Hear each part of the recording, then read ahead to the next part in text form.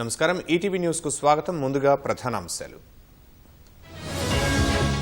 Iran supreme లీడర్ను ఇక బతకనివ్వం, సైన్యానికి ఆదేశాలు ఇచ్చామన్న ఇజ్రాయెల్. ఇరాన్ అణు రియాక్టర్పై ఇజ్రాయెల్ దాడి, నతాంజ్ అణు కేంద్రంపైన బాంబులు. ఇజ్రాయెల్పై ఇరాన్ క్షిపణుల వర్షం, ధ్వంసమైన ఆసుపత్రి, పలువురికి గాయాలు. ఇజ్రాయెల్ దాడులు ఖండించిన చైనా, రష్యా, అమెరికా జోక్యం వద్దని పుతిన్ హెచ్చరిక. భారత్ పాక్ యుద్ధాన్ని ఆపింది నేను కాదు, ఎటకేలకు ట్రంప్ అంగీకారం. దెబ్బతిన్న ఎయిర్ ఇండియా విమాన బ్లాక్ బాక్స్, డేటా విశ్లేషణకు అమెరికాకు పంపే యోచన.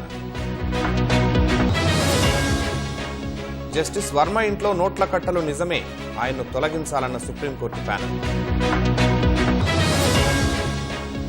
రేపటి నుంచి Bharat England test series, Gill నేతృత్వంలో టీమిండియాకు తొలి పరీక్ష.